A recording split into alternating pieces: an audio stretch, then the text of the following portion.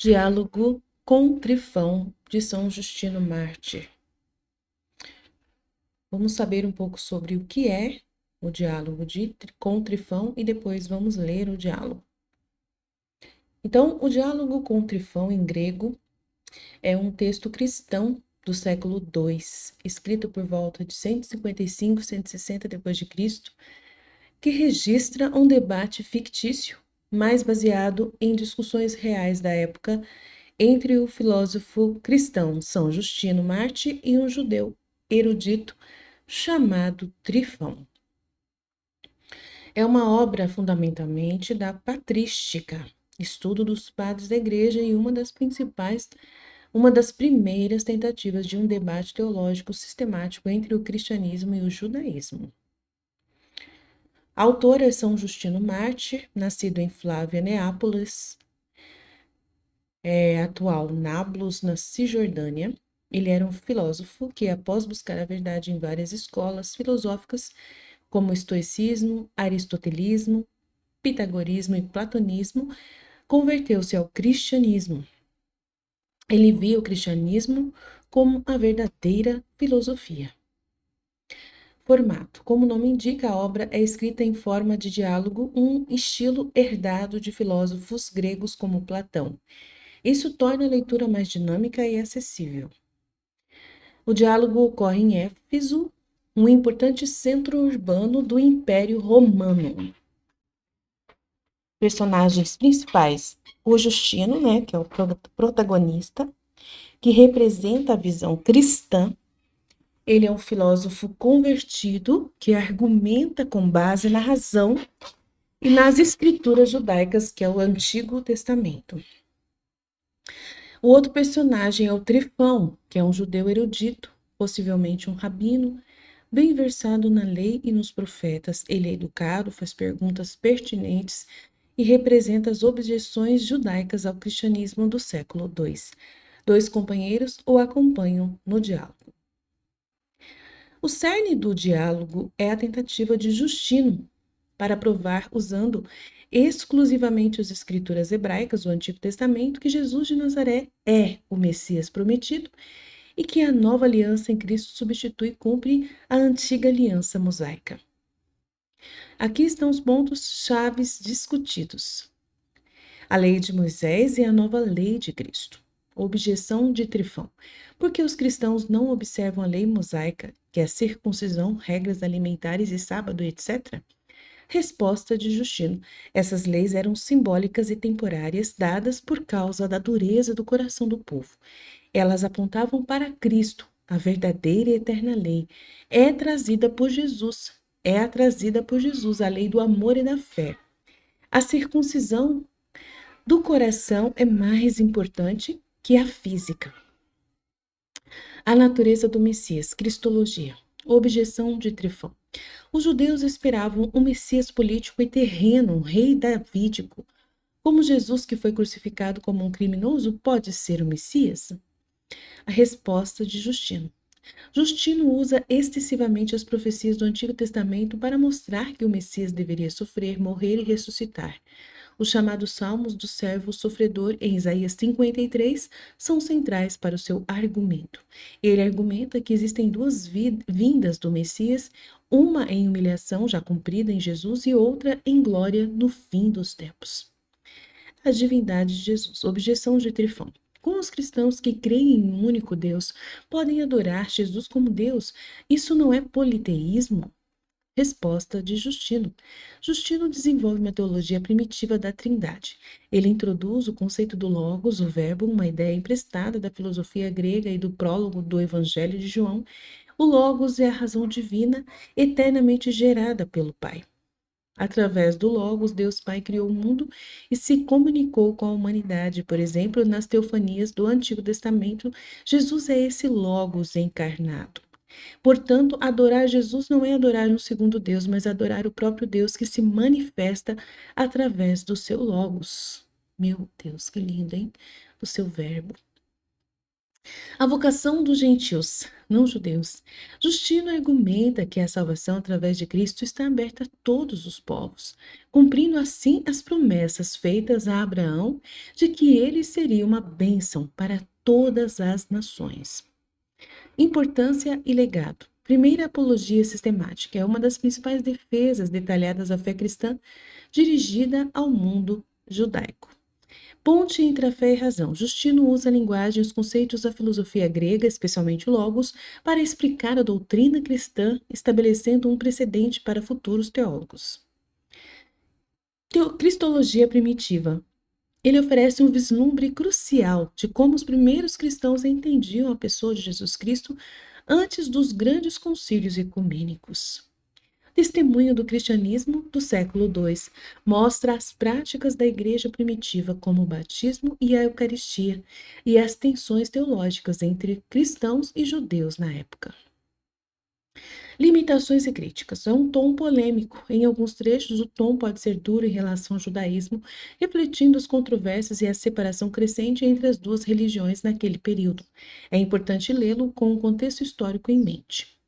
Interpretação cristocêntrica do Antigo Testamento. Sua metodologia de interpretar todas as passagens do Antigo Testamento como referências a Cristo era comum entre os primeiros padres da Igreja, mas é diferente da interpretação histórica crítica moderna e, obviamente, da leitura judaica tradicional. Em resumo, o Diálogo com Trifão é uma obra seminal que captura o esforço intelectual dos primeiros cristãos para definir sua identidade em relação ao judaísmo e ao mundo greco-romano, defendendo a Jesus Cristo como cumprimento definitivo das promessas de Deus. Então vamos lá para o próprio documento. Então aqui é o diálogo de Trifão. Diálogo com Trifão, né, escrito por São Justino de Roma, São Justino Mártir. Então, vamos ler, a gente já leu a primeira apologia, já lemos a segunda apologia e o terceiro documento, né, que se refere a São Justino, é este aqui, o Diálogo com Trifão. Então, vamos lê-lo com muita atenção, né, buscando compreender aí o que Justino quer nos ensinar, o que esse pai da igreja quer nos ensinar a respeito, né, da teologia e da filosofia da época do século II e que, com certeza, é um documento magisterial, né, do magistério da igreja, que afirma o nosso caminho de diálogo com a doutrina, né, patrística. Então vamos lá. Esta obra, a introdução a esta obra, representa a controvérsia mais antiga entre o cristianismo e o judaísmo. Constitui-se, portanto, no primeiro documento de valor fora do Novo Testamento sobre as relações controvertidas do cristianismo com o judaísmo. Trata-se, para a Igreja do século II, realmente de um problema real e de grande interesse, ou seja, o da relação entre o Antigo e o Novo Testamento.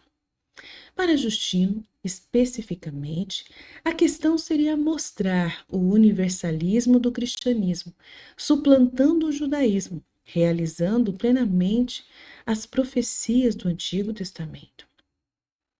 Dessa forma, ele se põe na esteira de Paulo de Tarso, de Santo Inácio, mártir, e da Epístola de Barnabé, para os quais o Antigo Testamento é mera projeção para o Novo Testamento.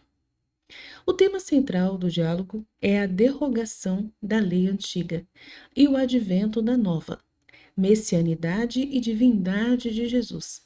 Nele se cumprem as escrituras e as figuras do Antigo Testamento. Para isso, cita abundantemente textos do Antigo Testamento. O método de abordagem para a explicação dos textos é o alegórico. Trata-se de uma disputa com um sábio judeu, Trifão, que se prolonga por 2 dias. Alguns identificam este judeu com o celebre rabino Tarfão, morto em 155. Trifão seria a forma grega do hebraico Tarfão. O estilo literário é imperfeito, difuso, lento e, por vezes, confuso e repetitivo. Há divagações, excessivas repetições, Falta a Justino certo rigor de composição, de ordem lógica, de sequência, de método. Há intermináveis citações das Escrituras, pouco diálogo, muito monólogo com pequenas e esporádicas objeções de Trifão. Contudo, é um escrito cheio de ardor, de vida, de entusiasmo. A data de composição é incerta. Segundo B. L. Tanner, sua composição é paralela à primeira Apologia, sendo essa citada no capítulo 120. Estrutura e conteúdo do diálogo. Na introdução, capítulos 2 e 8, Justino descreve sua evolução intelectual. O corpo da obra é dividido em 3 partes. Os capítulos 9 ao 47 constituem uma primeira parte. Nela se explica o conceito que os cristãos têm do Antigo Testamento. Mostra a caducidade da antiga aliança, que é substituída pela lei nova de Cristo. Esta se estende sobre todos os povos. Aponta para a pré-existência de Cristo, a identidade do Logos com Deus, que se revelou aos patriarcas do Antigo Testamento. Falou aos profetas e se encarnou no seio da Virgem Maria. Na segunda parte, capítulos 48 a 108, Justino justifica a adoração de Cristo como Deus. Este culto não repugna ao monoteísmo. Com isto, os ritos judaicos estão superados. Já na terceira parte, capítulos 109 ao 142, Justino prova que as nações que creem em Cristo e seguem sua lei representam o novo Israel e o verdadeiro povo eleito de Deus. Nesta obra, Justino dá muita importância ao Antigo Testamento como fonte insuspeita para provar a verdade da religião cristã, a messianidade e a divindade de Jesus Cristo. Contudo, um exame cuidadoso das citações do Antigo Testamento nos revela que ele seleciona aquelas passagens que falam do repúdio de Israel e da eleição dos gentios. Além do tema central já mencionado, poderiam ainda ser indicados outros temas de grande importância, embora alguns estejam no texto como digressões. Entre eles, apontamos a interpretação teológica e da natureza sacrificial da Eucaristia, a oposição entre Maria e Eva no plano divino da salvação, a diferenciação do Logos e da alma, do mundo e do milenarismo. Diálogo, então, vamos começar a ler. Prólogo: encontro com Trifão e seus companheiros. Eu andava de manhã sob os pórticos do ginásio, quando certo homem, acompanhado de outros, encontrou-se comigo. Ele me disse: saudações, filósofo. Ao mesmo tempo que me saudava, virou-se e começou a andar ao meu lado. Seus amigos também vieram com ele. De minha parte, retribuí a saudação, dizendo: o que há? Ele respondeu: em Argos, o socrático Corinto ensinou-me que não se deve desprezar, nem deixar de lado os que vestem uma roupa como essa, mas de todos os modos demonstrar-lhes estima e conversar com eles, a fim de tirar algum proveito para ele ou para mim. Mesmo no caso de um só dos dois tirar proveito, já é um bem para ambos. Por isso, sempre que vejo alguém com essa roupa, eu me aproximo dele com prazer. E foi por esse motivo que agora te saudei de boa vontade. Estes homens me acompanham e também espero ouvir de ti algo proveitoso. Eu repliquei, gracejando um pouco. E quem és tu, melhor dos mortais? E quem és tu, melhor dos mortais? Com simplicidade ele me falou seu nome e sua raça. Eu me chamo Trifão e sou um hebreu circuncidado que, fugindo da guerra pouco terminada, vivo na Grécia e passo a maior parte do tempo em Corinto. Eu perguntei: como poderias tirar tanto proveito da filosofia quanto do teu legislador e dos profetas? Ele me respondeu: como assim? Os filósofos não falam de Deus em todos os seus discursos? E suas disputas não tratam sempre sobre a unicidade e providência? Ou não é objeto da filosofia a investigação a respeito de Deus? Eu lhe disse: sim, sou da mesma opinião. Mas a maioria dos filósofos nem sequer se propõe o problema, se existe um só Deus ou muitos. Nem se cuidam de cada um de nós, pois acham que tal conhecimento em nada contribui para a nossa felicidade. Além disso, procuram persuadir-nos de que se Deus cuida do universo em geral e dos gêneros e espécies, ele não cuida de mim, nem de ti, nem das coisas particulares. Se cuidasse, não estaríamos dia e noite suplicando a ele. Todavia, não é difícil perceber o objetivo de suas teorias. Os que assim pensam procuram a impunidade, a liberdade de falar, de agir, de fazer e dizer o que quiserem, sem temer nenhum castigo ou esperar nenhuma recompensa da parte de Deus. Com efeito, como poderiam esperar aqueles que afirmam que eu e tu temos que voltar a viver vida igual a esta presente, sem que tenhamos feito coisas melhores ou piores? Outros, supondo que a alma é imortal e incorpórea, acham que nem mesmo praticando o mal sofrerão algum castigo, pois o incorpóreo é impassível e, sendo a alma imortal, não precisam de Deus para nada. Então ele sorriu e perguntou gentilmente: E o que tu pensas sobre isso? Qual a ideia que tens sobre Deus e qual é a tua filosofia? Nos diz. A filosofia, caminho para Deus. Título, né? Eu respondi: Vou te dizer o que é claro para mim. De fato, a filosofia é o maior e o mais precioso bem diante de Deus, para o qual somente ela nos conduz e nos associa. Na verdade, santos são aqueles que consagram à filosofia a própria inteligência. No entanto, o que seja a filosofia, o motivo pelo qual ela foi enviada aos homens, muitos o ignoram, pois o contrário não existiriam platônicos, nem estoicos, nem teóricos, nem pitagóricos, sendo ela uma única ciência. Quero explicar por que ela passou a ter muitas cabeças.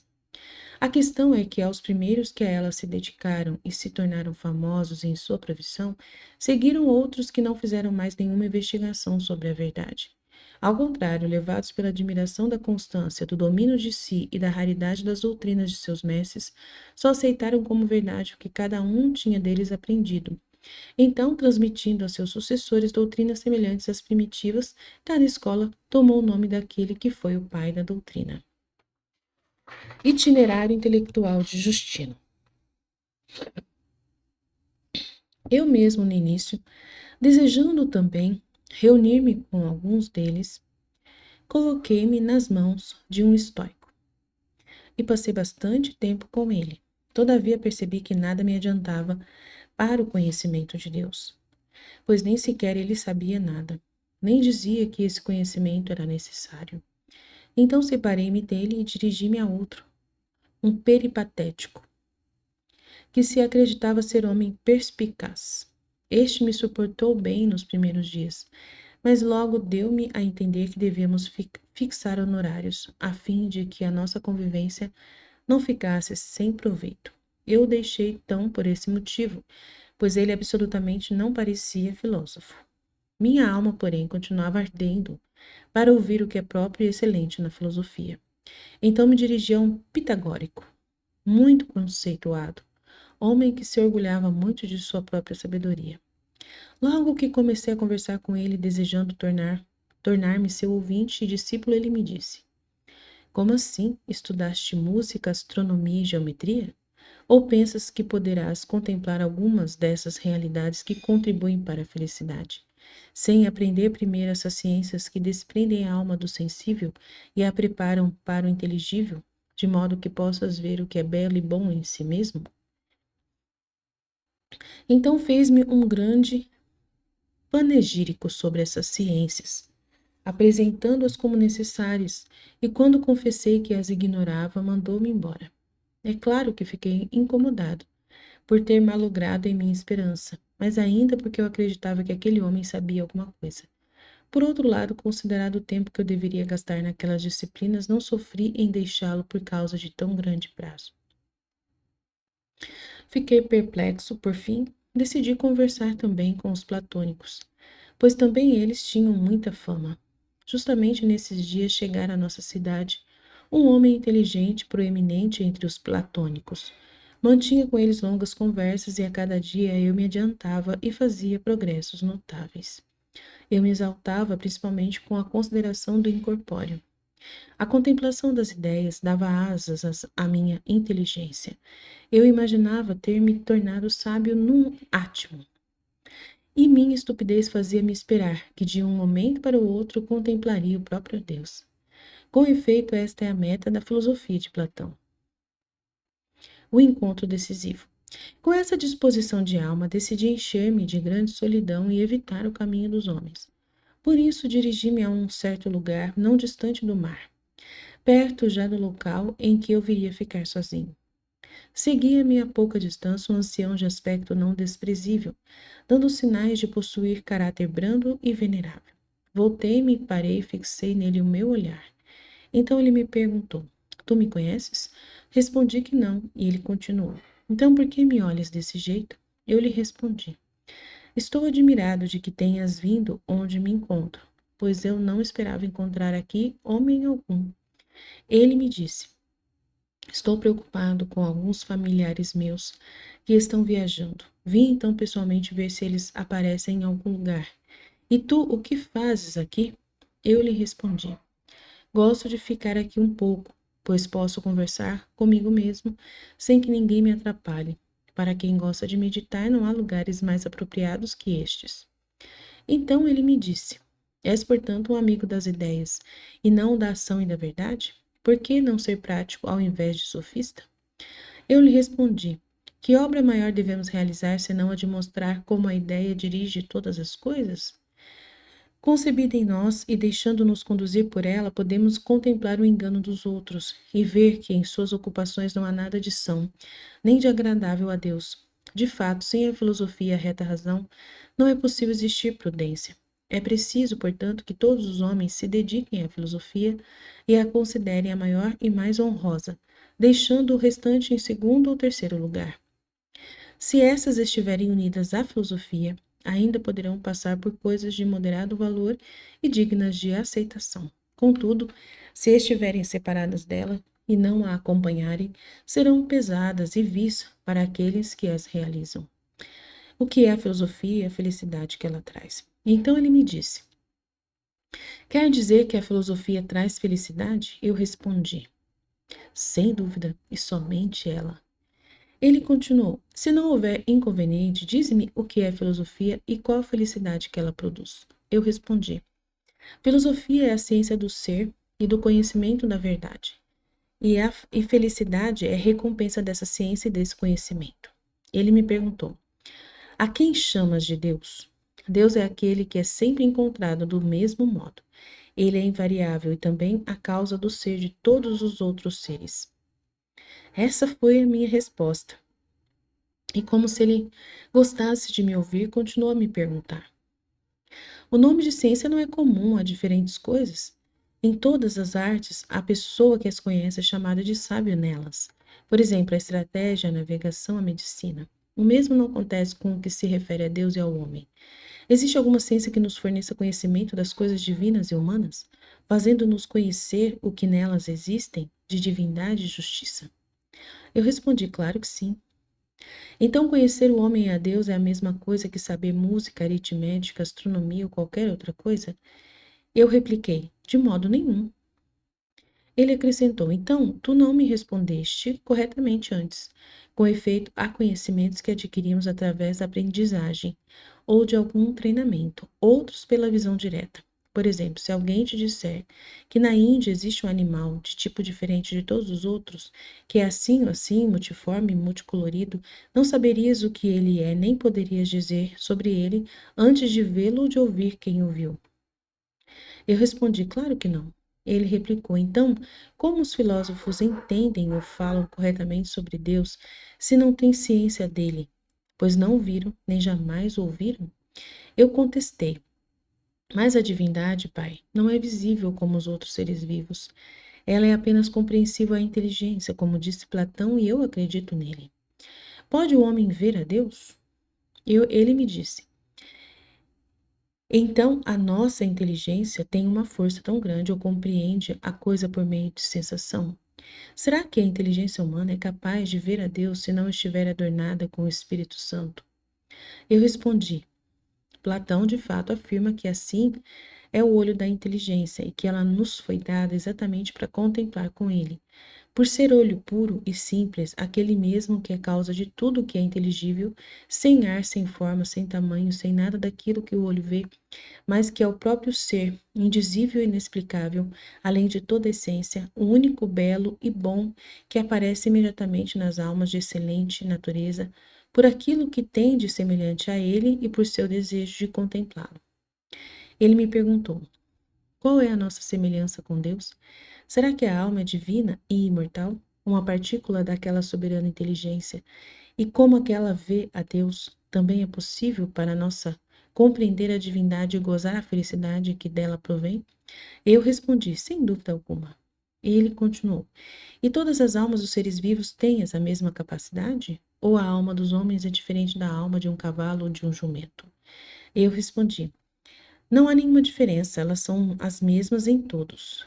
Então ele concluiu: logo os cavalos e os asmos também veem a Deus ou já o terão visto. E repliquei: não, nem mesmo muitos homens o veem. Para isso é preciso que se viva com retidão, depois de se purificar com a justiça e todas as outras virtudes. Ele continuou: então o homem não vê a Deus por causa de sua semelhança com ele, nem porque tem inteligência, mas porque é sensato e justo. Eu respondi: exatamente. E porque tem capacidade para entender a Deus. Então ele perguntou: muito bem, será que as cabras e ovelhas cometem injustiça contra alguém? Eu contestei: de modo nenhum. Ele replicou: então, segundo o teu raciocínio, também esses animais verão a Deus. Eu respondi: não, porque o corpo deles, segundo a sua natureza, os impede. Ele me interrompeu: se esses animais recebessem voz, talvez com muito maior razão, prorromperiam injúrias contra o nosso corpo. Todavia, deixemos esse assunto e aceitemos o que dizes. Diz-me apenas uma coisa: a alma vê a Deus enquanto está no corpo ou quando está separada dele? Eu respondi: é possível para ela, mesmo estando na forma humana, chegar a isso por meio da inteligência. Contudo, desligada do corpo e tornada ela mesma, é aí então que ela alcança tudo aquilo que almejou durante todo o tempo. Ele perguntou: e ela se lembra disso quando volta outra vez ao homem? Penso que não. Ele continuou: então, que proveito ela tira de vê-lo? Ou que vantagem tem aquele que viu sobre aquele que não viu? Uma vez que disso não permanece nenhuma lembrança, eu disse: não sei o que te responder. Ele perguntou: e que castigo sofrem aquelas jogadas indignas dessa visão? Respondi: vivem acorrentadas no corpo de feras, e esse é o castigo delas. Ele replicou: e elas sabem que vivem nesses corpos por essa causa, como castigo de algum pecado? Penso que não. Ele concluiu: portanto, nem essas tiram proveito algum do seu castigo, e eu diria ainda que nem castigo sofrem, uma vez que nem têm consciência do castigo. Eu concordei. Sim, de fato. Ele continuou: portanto, nem as almas veem a Deus, nem transmigram para outros corpos, pois dessa forma elas saberiam que esse é o castigo e temeriam cometer o mais leve pecado no corpo sucessivo. Contudo, também concordo que elas sejam capazes de entender que Deus existe e que a justiça e a piedade são um bem. Eu concordei, falaste corretamente. Discussão sobre a natureza da alma. Portanto, esses filósofos nada sabem sobre essas questões, pois não são capazes de dizer sequer o que é a alma. Parece que não sabem. Tampouco se pode dizer que ela seja imortal, porque se é imortal, é claro que deva ser incriada. Eu lhe disse: de fato, alguns, chamados platônicos, a consideram incriada e imortal. Ele perguntou: tu também consideras o mundo incriado? Alguns dizem isso, mas eu não tenho a mesma opinião. Fazes muito bem. Com efeito, por qual motivo um corpo tão sólido, resistente, composto e variável, e que a cada dia morre e nasce, procederia de algum princípio? Todavia, se o mundo é criado, forçosamente as almas também o serão, e haverá um momento em que elas não existirão. De fato, foram feitas por causa dos homens e dos outros seres vivos, ainda que digas que elas foram criadas completamente separadas e não junto com seus próprios corpos. Parece que é exatamente assim. Então são imortais. Não, uma vez que o mundo se manifesta como criado. Contudo, eu não afirmo que todas as almas morram. Isso seria uma verdadeira sorte para os maus. Digo então que as almas dos justos permanecem num lugar melhor e as injustas e más ficam em outro lugar, esperando o tempo do julgamento. Desse modo, as que se manifestaram dignas de Deus não morrem. As outras são castigadas enquanto Deus quiser que existam e sejam castigadas. Por acaso estás dizendo o mesmo que Platão sugere no Timeu a respeito do mundo? Isto é, que em si mesmo, enquanto foi criado, ele também é corruptível, mas não se dissolverá, nem terá parte na morte por vontade de Deus? Pensas o mesmo também a respeito da alma e, em geral, a respeito de todo o resto? Com efeito, além de Deus, tudo que existe ou há de existir possui a natureza corruptível e sujeita a desaparecer e deixar de existir. Apenas Deus é incriado, é incorruptível, e por isso ele é Deus. Mas além dele, todo o resto é criado e corruptível. Por esse motivo, as almas morrem e são castigadas. De fato, se fossem criadas, elas não pecariam, nem estariam cheias de insensatez, nem seriam covardes ou temerárias, nem passariam voluntariamente para os corpos de porcos, serpentes ou cães, nem seria lícito obrigá-las a isso caso fossem criadas. De fato, o incriado é semelhante ao incriado, e não apenas semelhante, mas igual e idêntico, sem que seja possível um ultrapassar o outro em poder ou em honra. Daí se conclui que não é possível existir dois seres incriados. De fato, se neles houvesse alguma diferença, jamais poderíamos encontrar a causa dela, por mais que a procurássemos. Pelo contrário, remontando com o pensamento até o infinito, teríamos que parar vencidos num só incriado e dizer que ele é a causa de tudo mais. Eu perguntei: por acaso tudo isso passou distraído a Platão e a Pitágoras, homens sábios que se tornaram para nós como a muralha e fortaleza da filosofia? Ele me respondeu: não me importo com Platão ou Pitágoras, ou qualquer outra pessoa que tenha sustentado essas opiniões. De fato, a verdade é esta, e podes compreendê-la com o seguinte raciocínio: a alma ou é vida ou tem vida. Se ela é vida, terá que fazer viver outra coisa e não a si mesma. Da mesma forma que o movimento move outra coisa mais do que a si mesmo. Ninguém poderá contradizer o fato de que a alma viva. Portanto, se ela vive, ela não vive por ser vida, mas porque participa da vida. Uma coisa é aquilo que participa, e outra aquilo da qual participa. Se a alma participa da vida, é porque Deus quer que ela viva. Portanto, da mesma forma, um dia ela deixará de participar, quando Deus quiser que ela não viva. De fato, o viver não é próprio dela, como é o de Deus. Como o homem não subsiste sempre e a alma não está sempre unida ao corpo, mas quando chega o momento de se desfazer essa harmonia, a alma abandona o corpo e o homem deixa de existir. De modo semelhante, chegando o momento em que a alma tem que deixar de existir, o espírito vivificante se afasta dela e a alma deixa de existir, voltando novamente para o lugar de onde tinha sido tornada. Eu não vou comentar nada porque eu tô lendo um livro aqui do Justino. Ponto final, gente. É um livro do século II, com questionamentos filosóficos, tá? Que a gente não tem que ficar vendo como doutrina básica da Igreja Católica. São conversas que esses homens tiveram, que esse homem, criou ali para poder falar dessas ideias, tá? Da filosofia. Mas não quer dizer assim, São Justino Mártir, então ele está falando toda a verdade, infinita verdade que a doutrina católica ensina. Não, gente, ele é um dos pais da igreja que trouxe alguns elementos da conversa dele ali. Não quer dizer que, entendeu? Tem coisas aqui que não tem nada a ver com a doutrina católica, né? Mas é importante esses diálogos filosóficos, é muito interessante, porque, né, como que os homens começaram a entender o que Jesus falou, né? Precisava-se ter uma base de informação, e foi a filosofia, né? E a filosofia foi produzida por Deus na mente desses homens, né? Sábios aí que criaram toda essa conversa. É muito importante entender o valor da filosofia. Sem ela, o Jesus não poderia falar dele mesmo para as pessoas e ser entendido. Então é muito importante. Então a gente vai entendendo dessa forma. Tanto que Jesus, na Valtorta, a gente vê quanto que ele valoriza, né, os homens que já sabiam sobre várias coisas da filosofia, ele conversa bastante com esses homens que já tinham algum conhecimento filosófico. Ele tem um homem lá chamado João, tem um outro também que falava de vários conhecimentos também filosóficos, e foi bem interessante a conversa dele com esses homens, né, no livro da Valtorta, né. Então, vamos continuando. Só fiz um adendo aqui, uma observação, porque senão vocês vão ficar pensando que o São Justino Mártir está falando é verdade aqui e tal, e vai confundir a mente de vocês. Não, não é para confundir, é um livro e temos que saber ler o conteúdo de um livro, né?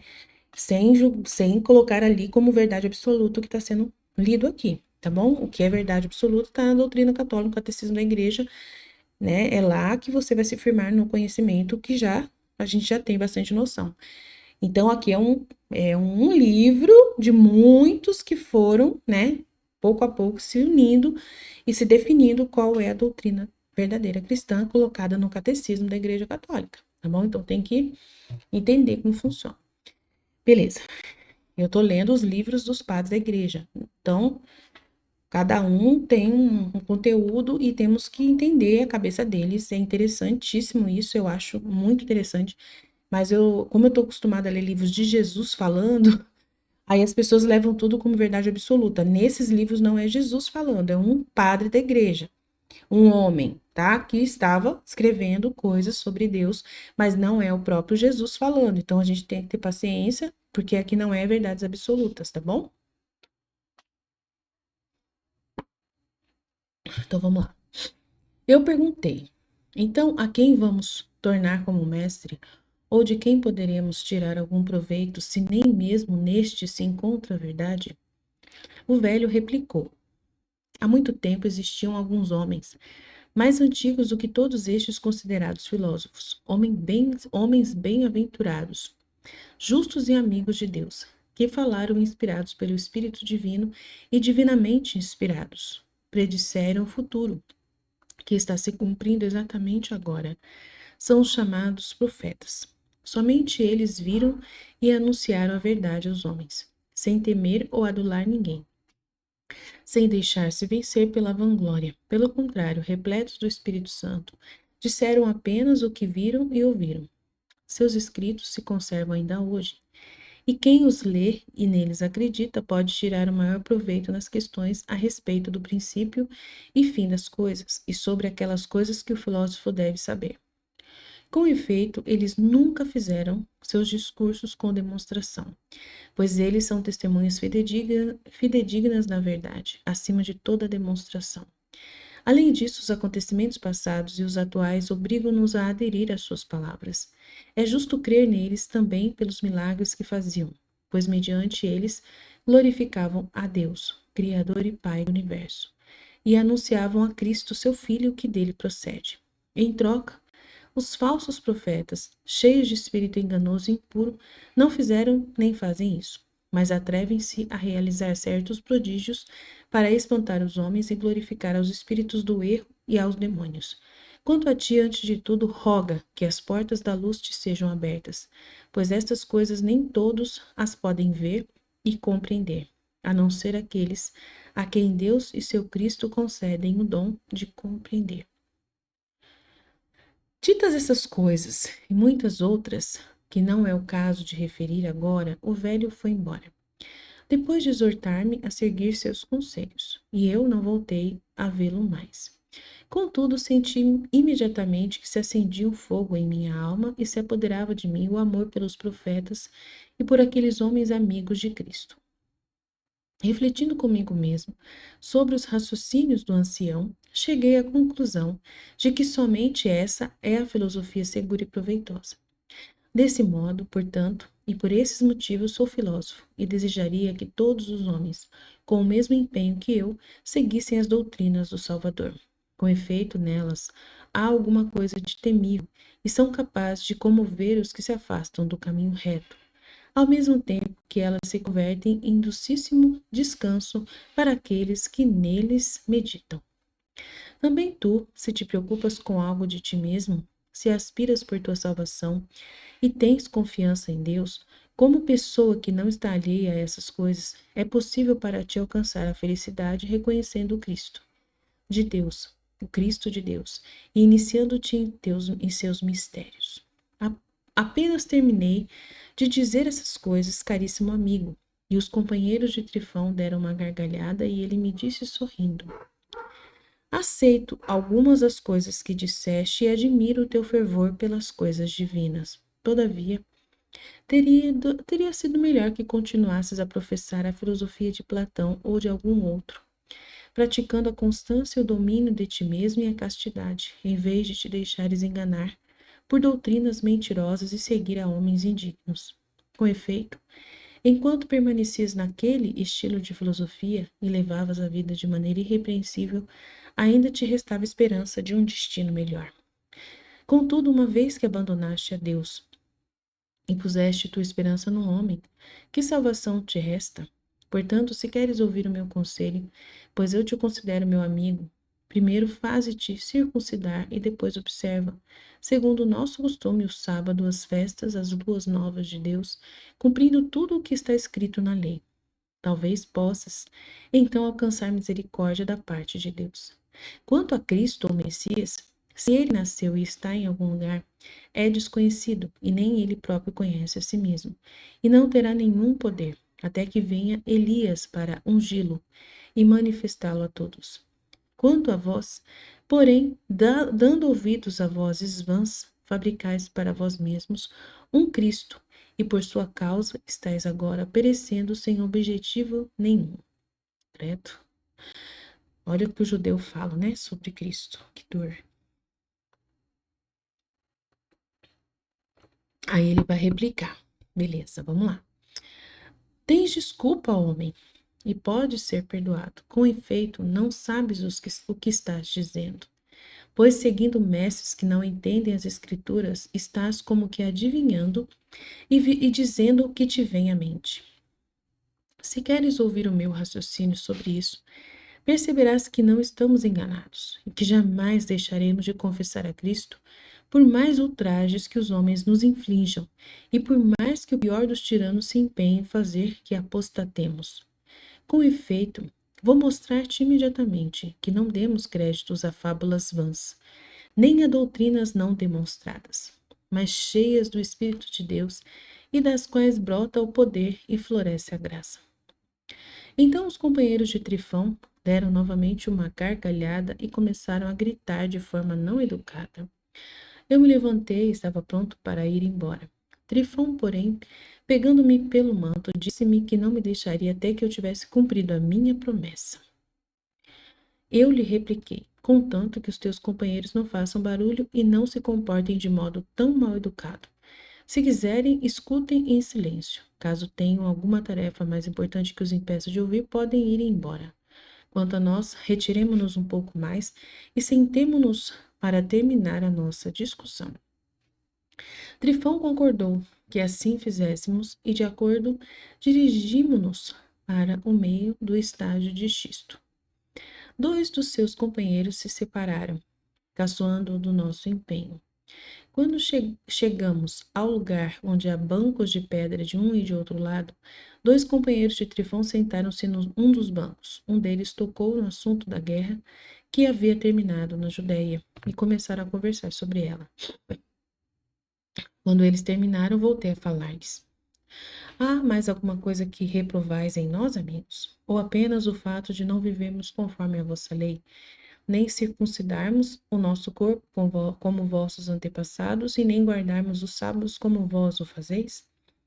Ou nossa vida imoral também é objeto de calúnia entre vós?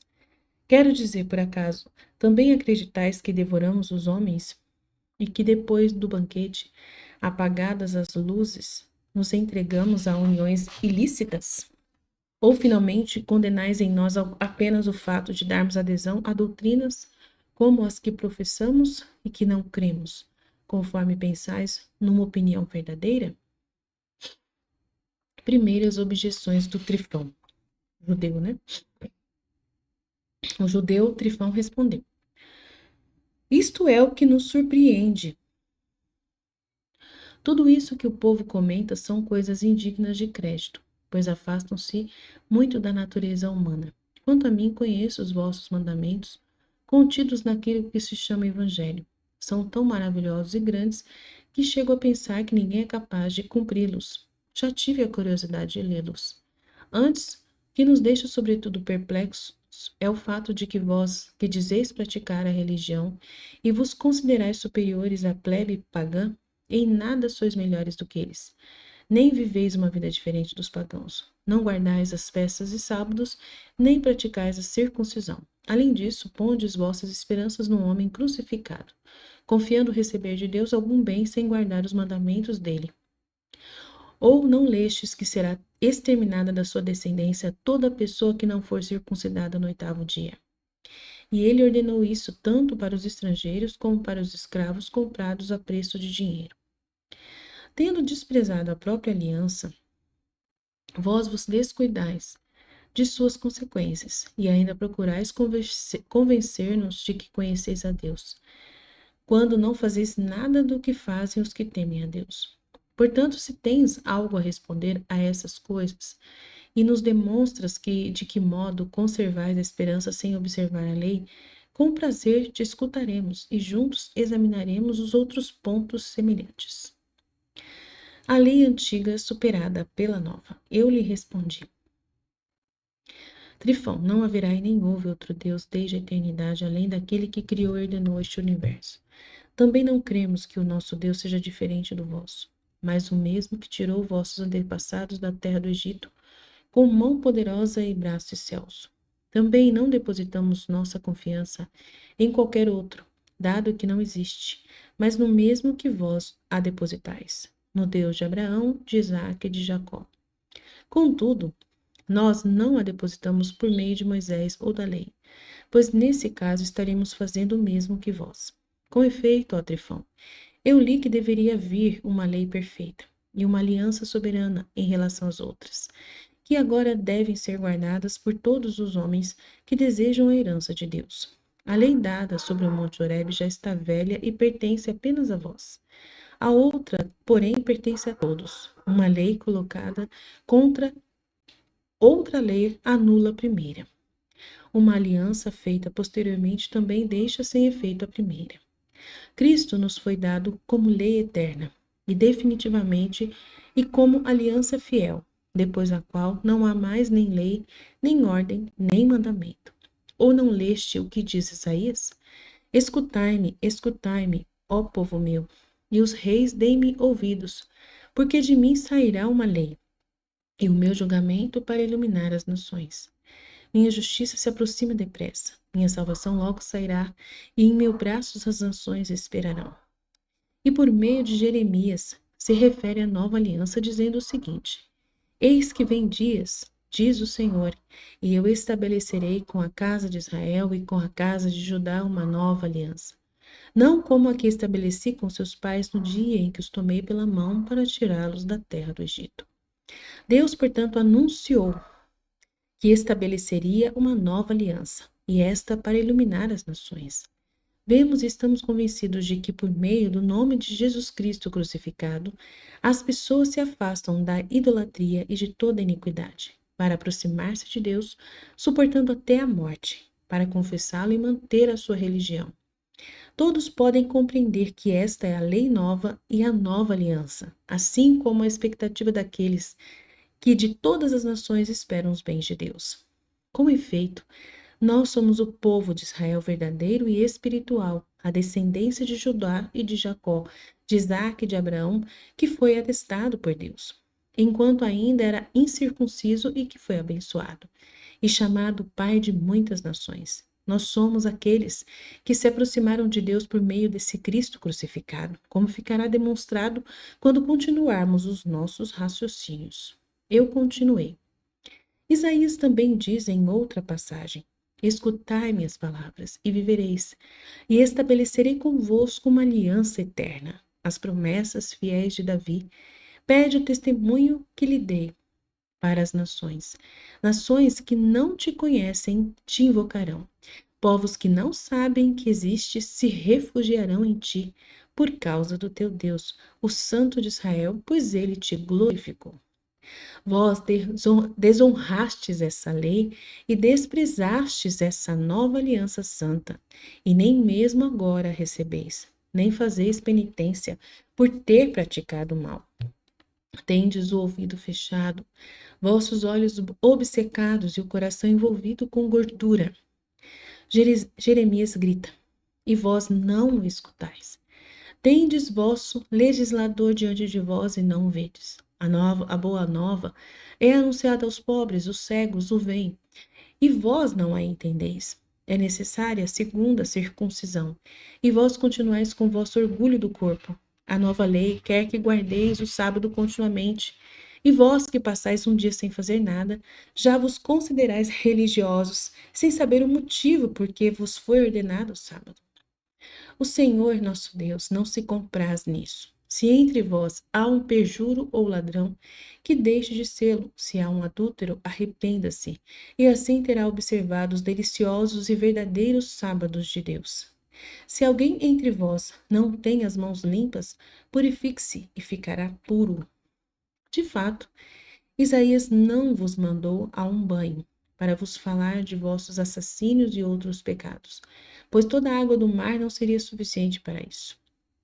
Foi para aquele banho de salvação que o profeta indicou para os que se arrependem e se purificam, não por meio de sangue de bodes e ovelhas, nem pela cinza dos bezerros, nem pelas oferendas de flor de farinha, mas pela fé, por meio do sangue de Cristo e da sua morte. Ele morreu para essa finalidade, como disse o próprio Isaías quando falou: O Senhor revelará seu braço santo diante de todas as nações, e todas elas e as montanhas da terra verão a salvação que vem de Deus. Retirai-vos, retirai-vos, retirai-vos, saí dali e não toqueis nada impuro, saí do meio dela. Vós que levais os vasos, o Senhor separai-vos, porque não caminhareis em tumulto, porque diante de vós caminhará o Senhor, e aquele que vos congrega é o Senhor Deus Israel. Eis que o meu servo entenderá, será exaltado e muito glorificado. Do mesmo modo que muitos se pasmarão ao teu respeito. Por mais desonrada que a tua figura e a tua glória fiquem diante dos homens, também muitas nações ficarão maravilhadas com ele, e os reis conterão a própria boca, porque aqueles que não tiveram notícia dele verão, e os que não o tinham ouvido o entenderão. Senhor, quem acreditou no que ouviu de nós, e a quem foi revelado o braço do Senhor? Anunciamos como um servo diante dele, como raiz em terra sedenta. Ele não tem figura nem glória. Nós o vimos, e ele não tinha figura nem beleza. Seu aspecto era sem honra e desfigurado, e mais desfigurado que o dos filhos dos homens. Homem cheio de chagas e que sabe carregar a doença, que tem a face desviada, foi desonrado e não foi considerado. Carrega sobre si nossos pecados e sofre por nossa causa. E nós consideramos que ele era castigado, ferido e maltratado.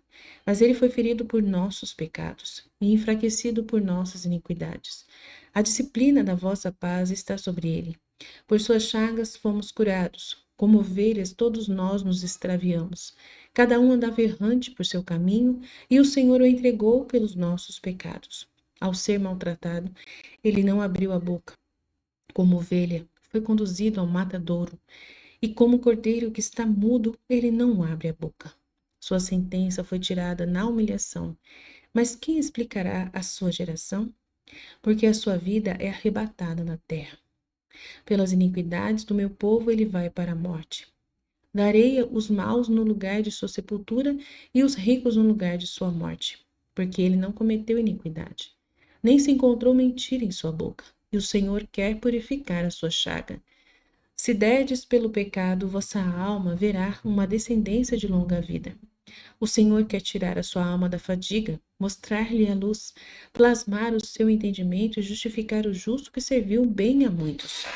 Ele carregará sobre si nossos pecados, e por isso herdará a muitos, e repartirá os despojos dos fortes, porque sua alma foi entregue à morte. Ele foi reputado entre os injustos, e carregou os pecados de muitos, e foi entregue por suas iniquidades. Alegra-te, estéril, porque não dás à luz. Salta e grita de alegria, tu que não sofres dores de parto, porque são mais numerosos os filhos da abandonada do que os daquela que tem marido. Porque o Senhor disse: alarga o lugar da tua tenda e das tuas moradas, fixas sem poupar espaço. Alarga as tuas cordas e afirma bem os teus cravos. Estende-te à direita e à esquerda, e tua descendência herdará nações, e tu habitarás cidades abandonadas. Não temas pelo fato de ter sido envergonhada, nem te confundas por ter sido ultrajada. Com efeito, esquecerás para sempre a vergonha, e não voltarás a lembrar o ultraje da tua viuvez. Pois o Senhor fez um nome para si mesmo, e o que te libertou será chamado Deus de Israel em toda a terra. O Senhor te chamou como mulher abandonada e tímida, como mulher rejeitada desde sua juventude. Assim como diz Isaías, por esse banho de penitência e do conhecimento que foi instituído por causa da iniquidade dos povos de Deus, nós alcançamos a fé. Sabemos que esse, predito pelo profeta, é o único que pode purificar aqueles que fazem penitência. Essa é a água da vida. Esses poços que cavastes, para vós mesmos estão gastos, e para nada vos servem. Com efeito, que proveito tem um banho que só limpa a carne e o corpo? Lavai a vossa alma da ira, da avareza, da inveja e do ódio, e o vosso corpo ficará limpo. Isso é o que significam os ázimos, ou seja, que não pratiqueis as velhas obras do mau fermento. Vós, porém, entendeis carnalmente e tendes tudo isso como religião, mesmo quando estáis com as mãos cheias de engano e francamente de toda maldade. Por isso, depois de comerdes pão ázimo por 7 dias, Deus mandou que pusesseis fermento novo na massa, isto é, que pratiqueis obras boas, obras novas, e não volteis a repetir as antigas obras más. E para mostrar que é isso que vos pede esse novo legislador, citar-vos-ei novamente as palavras que já disse, acrescentando outras que foram omitidas. Foram ditas assim por Isaías: escutai-me, e a vossa alma viverá, e estabelecerei convosco uma aliança eterna, as promessas fiéis de Davi.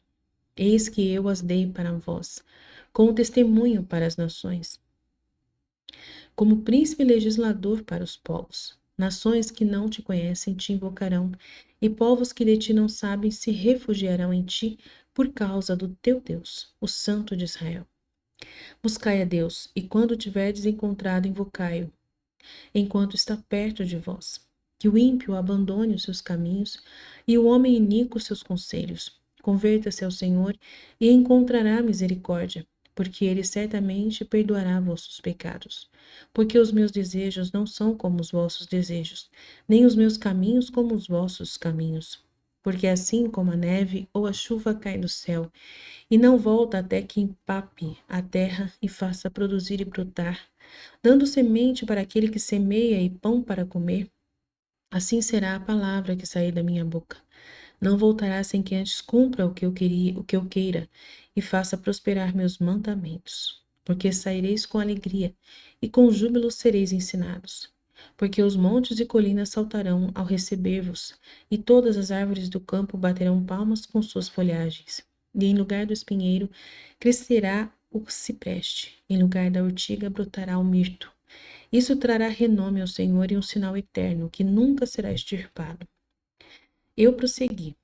Trifão, essas palavras e outras semelhantes pronunciadas pelos profetas se referem em parte ao primeiro advento de Cristo, anunciando que ele apareceria sem glória nem beleza e sujeito à morte. E parte se refere à segunda vinda, quando ele se apresentará com glória acima das nuvens, e o vosso povo verá e reconhecerá aquele a quem transpassou, como disseram antes Oséias, um dos 12 profetas, e Daniel. Sabeis agora qual é o verdadeiro jejum de Deus que deveis fazer, como diz Isaías, para que agradeis a Deus. De fato, Isaías clamou assim: grita com força e não te contenhas. Levanta a tua voz como trombeta e anuncia ao meu povo suas transgressões e à casa de Jacó suas iniquidades. Eles me buscam todos os dias e desejam conhecer meus caminhos, como se fossem povo que pratica a justiça e que não abandona o direito de Deus. Agora pedem-me julgamento justo. Mostram interesse em estar junto com Deus, dizendo: porque temos jejuado e tu não vês? Temos mortificado as nossas almas e não tomamos conhecimento disso? Porque nos dias dos vossos jejuns fazeis vossas vontades e explorais os vossos súditos. Vede que jejuais para querelas e rixas, e feris os humildes a soco. Com que finalidade jejuais? Para que hoje só se ouçam gritos de vossa voz? Não é esse o jejum que eu escolhi, nem o dia para o homem humilhar a sua alma, nem que dobres o teu pescoço como um aro e te deixes no pano de saco e na cinza. Nem mesmo assim poderás dizer que é um jejum e um dia aceito pelo Senhor. Não é esse o jejum que eu escolhi, diz o Senhor. Ao contrário, desamarra toda a atadura da indignidade. Rompe os laços dos contratos violentos. Deixa os aflitos saírem em liberdade. E rasga todo documento injusto. Reparte o teu pão com o faminto e abriga em tua casa os pobres sem teto. Se vires alguém nu, veste-o, e não te afaste com soberba dos teus próprios parentes. Então a tua luz surgirá pela manhã, as tuas roupas logo resplandecerão, a tua justiça caminhará diante de ti, e a glória do Senhor te cobrirá. Então gritarás e Deus te ouvirá. Quando ainda estiveres falando, ele te dirá: Eis-me aqui. Se tirares de ti mesma a atadura, a mão levantada é a palavra de murmuração, se deres de coração o teu pão para o faminto e saciares a alma humilhada, então a sua luz se levantará nas trevas, as tuas trevas serão como o meio-dia, e o teu Deus estará contigo para sempre. E tu te fartarás conforme a tua alma desejar, e teus ossos se engordarão, e serão como bosque embriagado e fonte de água, terra onde não há falta de água. Circuncidai, portanto, o prepúcio do vosso coração, como pedem as palavras de Deus em todos esses discursos. O próprio Deus, por meio de Moisés, clama deste modo: circuncidai a dureza do vosso coração, e não mais endureçais a vossa cerviz, porque o Senhor nosso Deus, o Senhor dos senhores, é Deus forte e terrível, que não faz acepção de pessoas nem aceita suborno. E o Levítico diz: já que transgrediram, desprezaram-me e caminharam tortuosamente diante de mim, eu também caminharei tortuosamente com eles e os aniquilarei na terra de seus inimigos. Então se confundirá o seu coração incircunciso, porque a circuncisão que se iniciou com Abraão foi dada apenas como um sinal, a fim de que sejais distinguidos dos outros homens e também de nós. E desse modo sofrais sozinhos o que agora estáis sofrendo com justiça. E vossas terras fiquem desertas, vossas cidades sejam abrasadas, e os estrangeiros comam vossos frutos diante de vós, e ninguém de vós possa entrar em Jerusalém. Porque não há nenhum outro sinal que vos distingua do resto dos homens, além da circuncisão da vossa carne. E ninguém de vós, penso, ousará dizer que Deus não previu, ou que não prevê agora o que está para vir, e que não dá a cada um o que merece. Essas coisas acontecerão a vós com razão e justiça, porque matastes o justo, e antes dele os seus profetas. E agora rejeitais os que esperam nele, e em Deus onipotente e criador de todas as coisas que o enviou, e no que depende de vós o desonrais, maldizendo em vossas sinagogas aqueles que creem em Cristo. Não tendes poder para pôr vossas mãos sobre nós, porque sois impedidos pelos que agora mandam. Mas fizestes isso sempre que vos foi possível. É por isso que Deus clama contra vós por meio de Isaías. Vede como pereceu o justo, e ninguém reflete sobre isso, porque o justo é arrebatado de diante da iniquidade. Ele estará em paz, a sua sepultura foi arrebatada do meio deles. Vós, porém, aproximai-vos daqui, filhos iníquos, descendência de adúlteros, filhos de prostituta, de quem caçoaste e contra quem abriste a boca e soltastes a língua?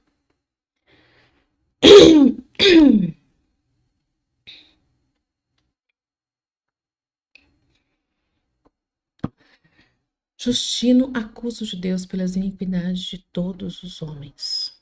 As outras nações não têm tanta culpa da iniquidade que se comete contra nós e contra Cristo como vós, que sois a causa do preconceito injusto que elas têm contra ele e contra nós que viemos dele.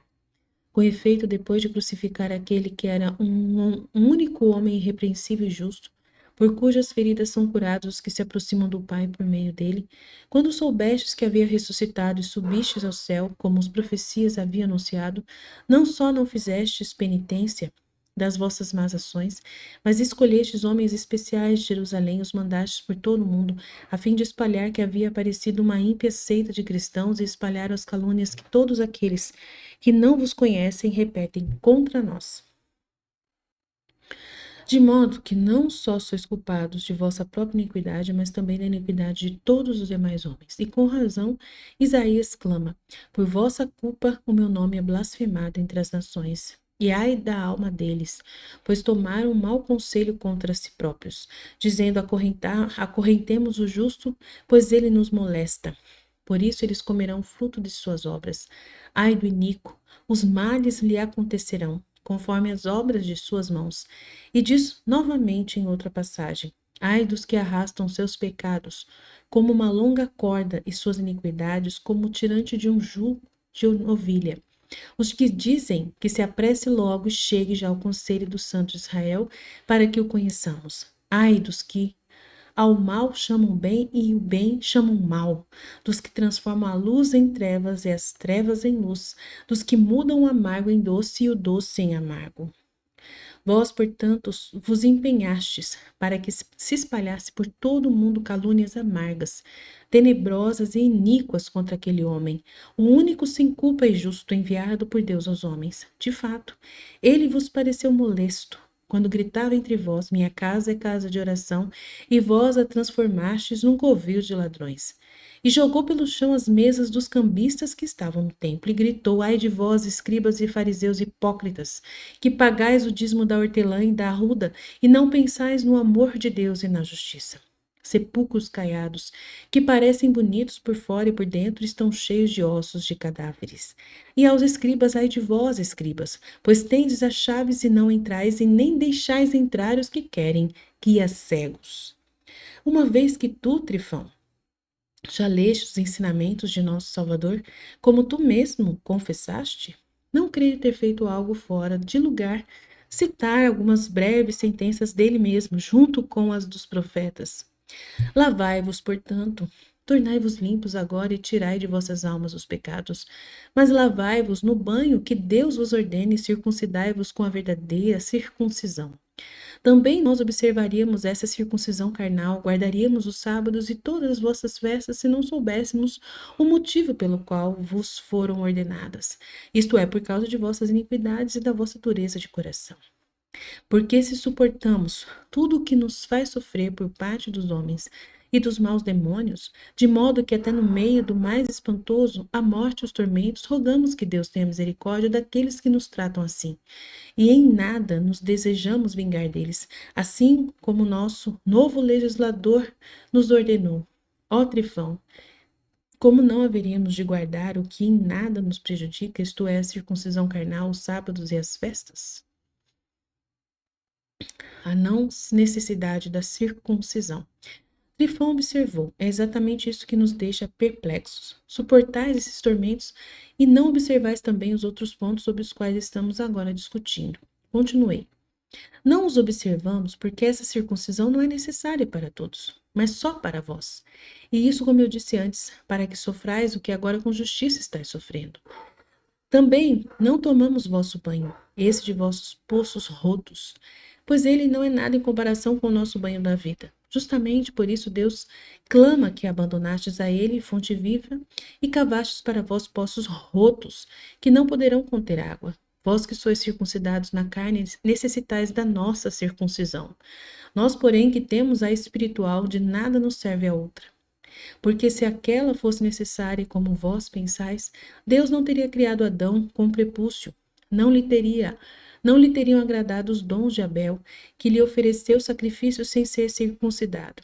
Não lhe teria igualmente agradado o incircunciso Enoque, o qual não foi mais encontrado porque Deus o arrebatou. Ló, incircunciso, escapou de Sodoma sob a escolta dos próprios anjos e do Senhor. Noé é o princípio de outra linhagem humana, embora incircunciso, entrou com seus filhos na arca.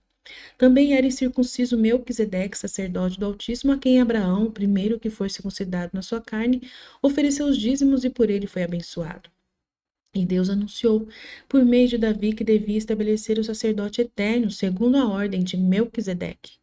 Portanto, essa circuncisão era necessária apenas para vós, a fim de que, como diz Oséias, um dos 12 profetas, o povo não seja povo e a nação não seja nação. Sem o sábado também agradaram a Deus todos os justos anteriormente nomeados, e depois deles Abraão e todos os filhos de Abraão até Moisés, sob cujo guia o vosso povo fabricou um bezerro no deserto, mostrando-se injusto e ingrato para com Deus. Então Deus acomodou-se a esse povo, mandando que lhe oferecessem sacrifícios como se fosse a seu nome, a fim de que não idolatrasseis. Mesmo assim, não observastes isso, mas chegastes a sacrificar vossos filhos aos demônios. Deus, portanto, vos ordenou o sábado para que vos lembrasseis dele. Com efeito, sua palavra diz isso, quando ele fala, para que conheçais que eu sou Deus que vos libertou. Também mandou que vos abstivesseis de certos alimentos, a fim de que até no comer e beber tivesseis Deus diante dos olhos. Pois sempre estáis inclinados e prontos a vos afastar do seu conhecimento, conforme o próprio Moisés falou. O povo comeu e bebeu e depois levantou-se para divertir. E em outro lugar, Jacó comeu, fartou-se, engordou e acoiçou o amado. Escoiçou o amado. Engordou, ficou robusto, corpulento e abandonou a Deus que o criara. Noé era justo, e Deus lhe permitiu comer todo ser animado, menos a carne com sangue, isto é, o sufocado, conforme relata Moisés no livro do Gênesis. Ele queria objetar-me as palavras do Gênesis, como as ervas do campo. Então eu me adiantei e disse: Por que não entendeis a expressão como as ervas do campo, tal como foi dita por Deus? Isto é, que assim como ele criou as ervas para alimentar o homem, da mesma forma lhe deu os animais para comer carne. Pelo fato de que não comemos algumas das ervas, vós concluís que desde aquele tempo fora ordenado a Noé fazer uma diferença.